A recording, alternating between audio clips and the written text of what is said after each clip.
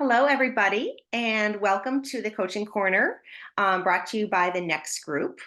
And thank you very much, Next Group, for bringing Kavita, Ahuja, and I together to chat about topics that are top of mind for your community. And so today, we actually got a specific request from someone in the Next Group community to talk about this whole idea around the fact that what we say and what we say and what we think, we actually manifest. It actually moves forward and it happens to us. So this is a big topic, Kavita.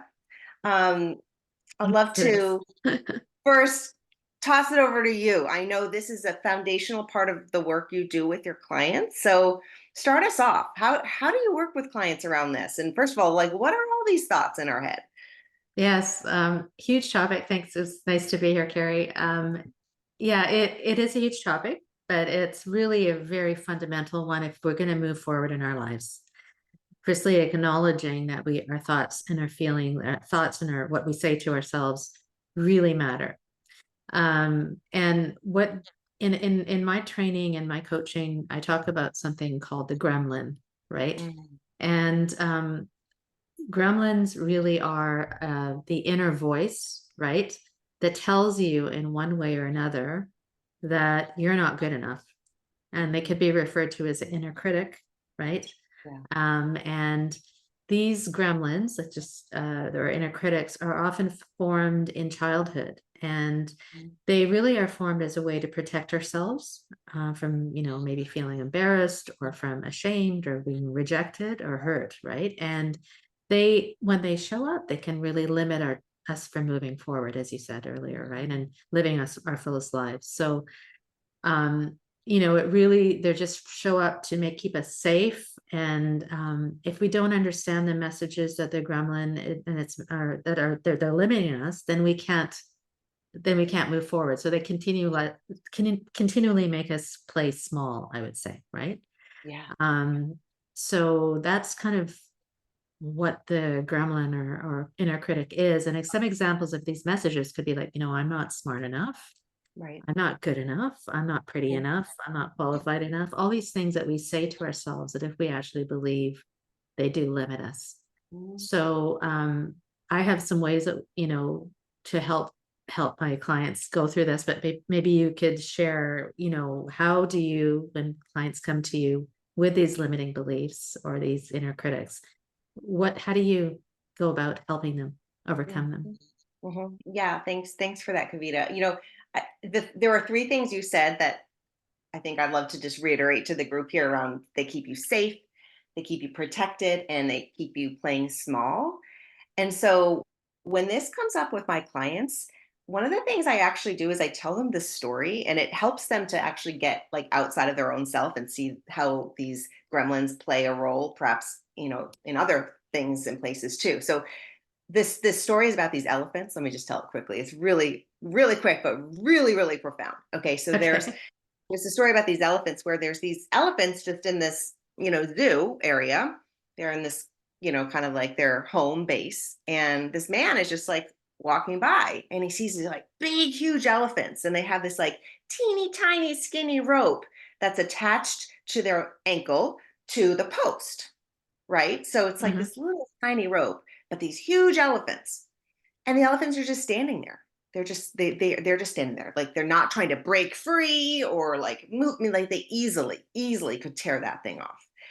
So this man asked the zookeeper, he's like, well, like, I don't get this. Like these elephants they could just totally run off right now. And the zookeeper says, well, when they were young, when they were baby elephants, we used that string or that rope and attached their leg to the post. And it kept them safe.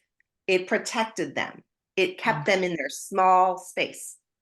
And that's just how they learned. So they've Mm-hmm. grown up just learning that that rope still keeps them safe, protected, playing small. And that to me is like the essence of a gremlin, right? And a limiting belief where Hmm. you learn something in childhood that just sticks with you and you don't know any other way. Hmm. Just like conditioned yourself Wow, to that's stay really like that. powerful. That's And very these powerful. elephants, Yeah. yeah, I know.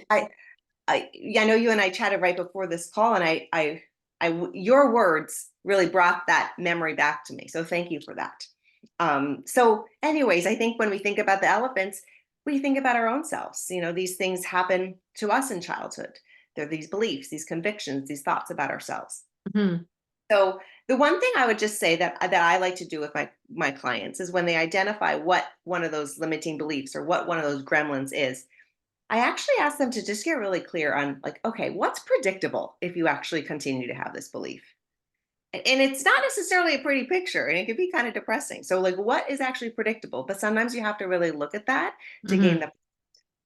And then from there, what you can do is you can create a new narrative, shift the perspective, create a new mantra for yourself, and create actions from there.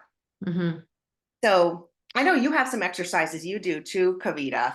Yes. What's some way you work through your clients on Yeah. this? Firstly, that visual of the elephants was really powerful. I think that, that just really hit it home. So thank you for sharing that. That's fantastic. I might use that. I'll So send it to you. I'll send it. I'll yeah. send you this whole write up Yeah. about it. It's pretty Yes. cool.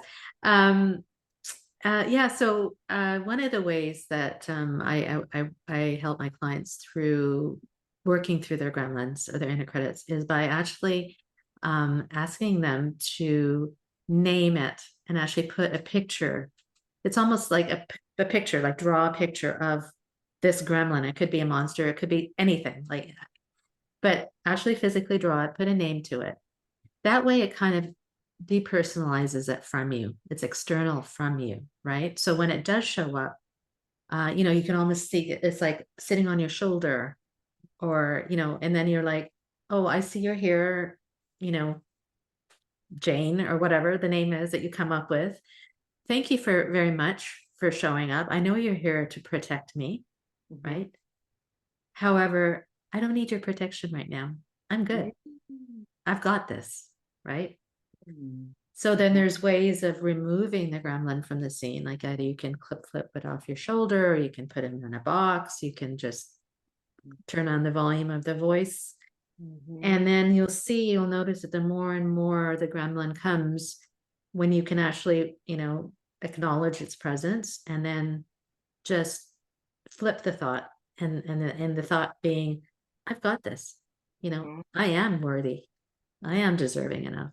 Mhm. I am qualified enough, and then put it away. And then, Yeah. so it's kind of a physical way of naming and picturing your gremlin. So um, Mhm. that's just another little tool in the toolbox to help you get through these things, which are perfectly normal. I will also say that we all have them every day, every hour sometimes, and it's and we sometimes we learn to live with these things. And the thing I think that Carrie and I want to stress most is that you do not have to live with them. You Mhm. can change the narrative, and you can get outside of that and play big, not small. So Yeah. yeah, so I think these are some of the tips, that some of the ways that we help our clients go through them, and there's many more. Yeah. So, we're happy to share some of these tips. And if you have any further questions, or you want more insights, Carrie and I are here. We both offer free coaching discovery calls. So if that piques your interest, you can reach out to either of us Mhm. as a resource for you as you're going through career transitions, or anything that you're going through in life that you need a accountability partner for. Yeah. So I Sure. don't know if Yeah. you wanted to add anything to that, or. Oh, just yeah. Thank you, Kavita, for being here, sharing in this conversation with me. And I just think, yeah, for the listeners, yeah, it's normal. And if you just pause, you probably have a gremlin going through your head right now. Just rewatch this video and try to do some of the exercises that Kavita and I just shared, and see how it shifts your day. It's all Excellent. about practice. So if you have any other topics, please do submit them. Like I said again in the beginning, this topic came from one of the Next Group community members. So we would love to be able to speak to what is top of mind for you. So we'll talk to you next time. Bye. Absolutely. Thanks so much, Carrie. Bye.